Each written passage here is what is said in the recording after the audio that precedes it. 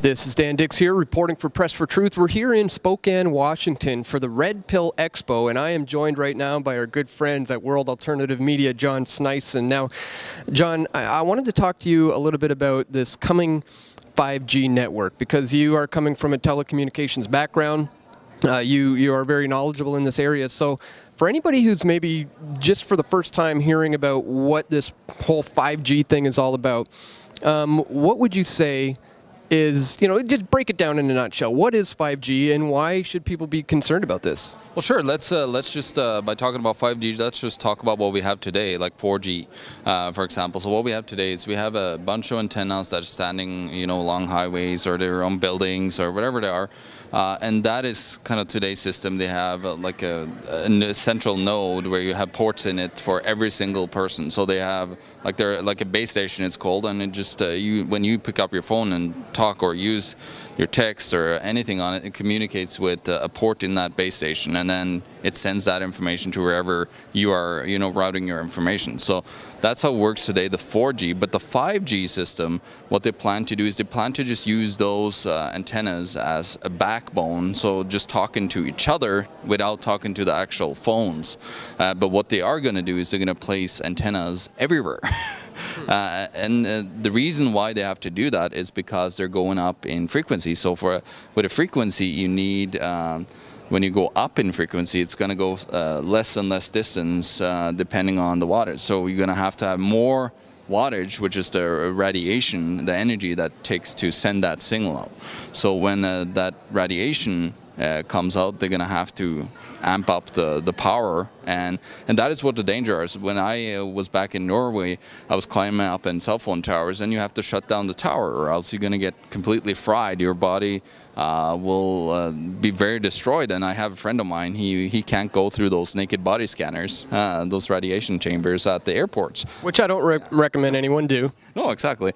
But he actually had to go through one once, and he just started puking because his inner workings of his body has gotten destroyed by the severe radiation you get by just going in front of one of those towers. And today's 4G towers, they usually send out what's at 60 watts, which is, it doesn't sound like much if you know what wattage is.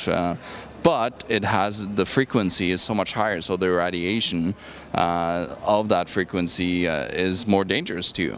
So let me get this straight. It sounds like what you're saying is with the implementation of these new antennas, the current antenna system, are they going to be designing like a mesh, like a giant invisible spider web of radiation that's going to be raining down on people? How is this going to work? Well, yeah, what it's going to do is you're going to have an antenna right at your door almost, because the frequencies that they're looking at running at is, between 6 gigahertz all the way up to 60. But the problem is today I'm installing, just with 4G, I'm installing cell phone boosters in people's home. I don't recommend that you ever put that in your house, because now you have a mini cell phone antenna in your house, which is not good for your health. But with the new 5G, they're going to have to completely put these antennas so close and so tight that I don't know if I want to really be around a place that have 5G, because you're looking at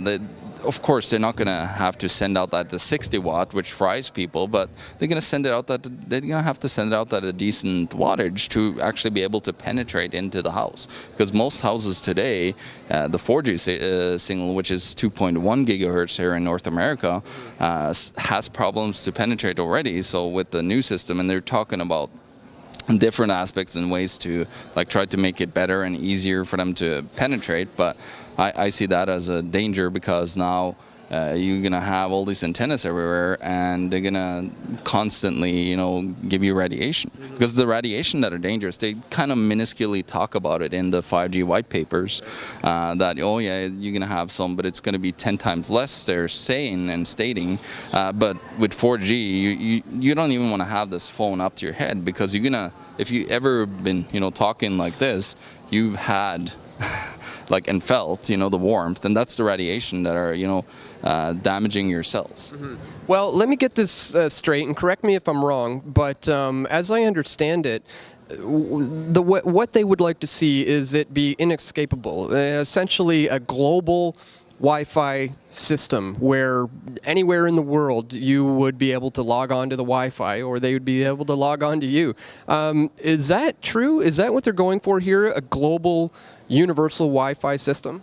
Well, if they are not planning on doing that, they're definitely doing it. They might not be the conspiracy, but they're definitely, like, that's where they're going with it. And it's just an automatic, I think, of governments and everybody wanting, well, of course, there's huge convenience having access everywhere you are, and we're so addicted to our phones today. So I believe that, I'm pretty sure that, the implementation of this is not going to be, good for people's health because of the radiation. In Norway, for example, you have housing built like far away from the high voltage lines, because that radiation is very damaging for you as well. Like, people have been proved to get cancer and bad cancers like leukemia and so on by being close to those antennas. So it's not good at all to implement this system, but it's super convenient. I would like to see more fiber optical cables, because it's just light and it doesn't radiate anything or damaging, with the wattage and the electromagnetic frequencies that comes out of these towers. But it's not going to be as convenient anymore because you don't have Wi-Fi. You're not so portable anymore, right? So it's all about the convenience, and people will willingly, adopt to this because it's super convenient. I don't see how we're going to stop it, because people are, as I said, super addicted. So I think the implementation, and of course the International Telecom Union, the ITU at the UN, is working on, putting out legislation and creating all this stuff for all over the world. But yeah, it's inevitable, I think, that they're going to try to implement. Actually, in Morden in Manitoba, in Canada, they're just implementing a 5G system. Well, is there anything to do, in closing here, that people can do to protect themselves from this, or to mitigate it somehow, or to reduce the harmful effects that are inevitably going to be coming?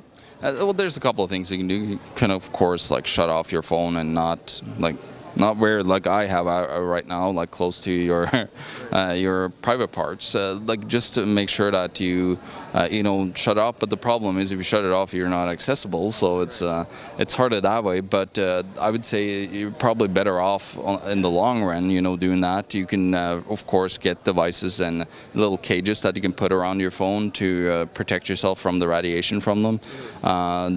And of course, if you have Wi-Fi at home, you can shut it down when you don't use it. To mitigate the exposure to the risks of the frequency, to the electromagnetic frequency. And of course, you can build yourself a Faraday cage around your house, but that's a little bit extreme, maybe. But maybe that's what they have to do in the future. They're going to have to do it. But we'll see where it's all going to go. I think there's a lot of risks that are not getting talked about, especially the health risks. And it's kind of like it's come out and in, like in Norway, where I'm from, too.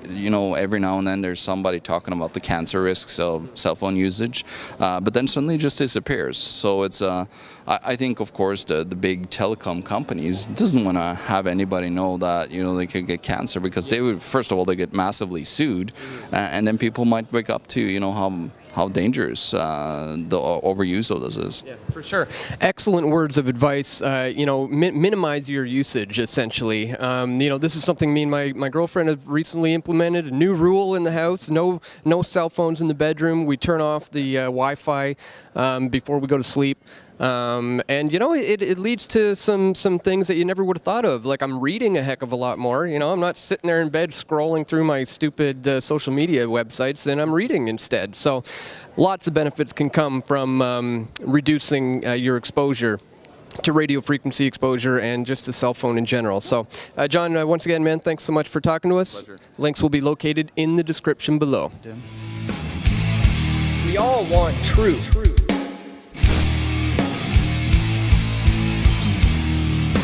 The truth will set you free.